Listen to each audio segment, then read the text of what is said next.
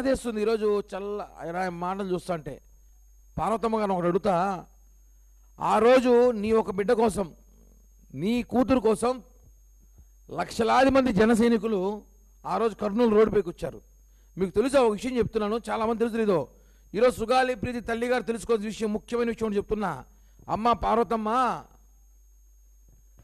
ఈరోజు ఆ రోజు మీ మీటింగ్ వచ్చినప్పుడు తిరిగి వెళ్ళేటప్పుడు 23 మందికి గాయాలైనాయి, 7 మందికి కాళ్ళు ఇరిగినాయి, 4 హాస్పిటల్ అడ్మిట్ అయిన సివియర్గా ఉండి.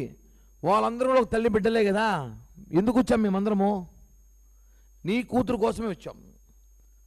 సుగాలి ప్రీతికి న్యాయం జరగాలని పవన్ కళ్యాణ్ గారి పిలుపు మేరకు మేమందరం కూడా ఆ రోజు లక్షలాది మంది జనం 2 తెలుగు రాష్ట్రాల నుంచి కర్నూలు బహిరంగ సభకి మా డీజిల్, మా పెట్రోలు, మా భోజనాలు, మా మంచి మా చెడ్డ మేము చూసుకొని, మా అనుచరులు వేసుకొని మేము అక్కడ మీ కూతురు కోసం వస్తే ఈరోజు నువ్వు పవన్ కళ్యాణ్ గారి మీద కేసు పెడతావా?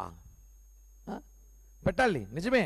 ఎందుకంటే నీకు ఎకరాల పొలం తీయించినందుక, మీ ఆయన ఉద్యోగం తీయించినందుక, మీకు డబ్బులు ఇప్పించినందుక, కర్నూలు నడి రోడ్ సిటీలో మున్సిపల్ కార్పొరేషన్లో మీకు ఇల్లుకి స్థలం ఇప్పించినందుక పెట్టాలి కేసు. మంచిదే, ప్రజలు చూస్తున్నారు. అదే 2017-18 ఘటనలు జరిగినప్పుడు అప్పుడున్న ప్రభుత్వాల మీద చర్యలు పెట్టరు. జగన్మోహన్ రెడ్డి 5 ఏళ్ళు ముఖ్యమంత్రిగా ఉన్నప్పుడు ఆయన మీద కేసు పెట్టరు.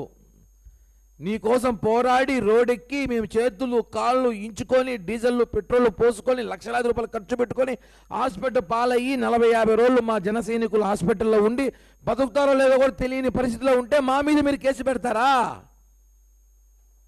ఎంత దారుణమైన పరిస్థితి రాష్ట్రంలో చూడండి. నేను ఆయన ఒకటేమనంట, మీకు ప్రభుత్వం నుంచి ఏమేమి రావాలని మేము చేయించాం, కనీసం ఆ ఇంగిత జ్ఞానం కూడా మీకు ఉందో లేదో నాకు తెలీదు. మీరు ఈరోజు వచ్చి ఎవరు మాటలో విని పవన్ కళ్యాణ్ గారిని మాట్లాడడం కరెక్ట్ కాదు. మీరు ఎవరు చెప్తే నేను చేయట్లేదు,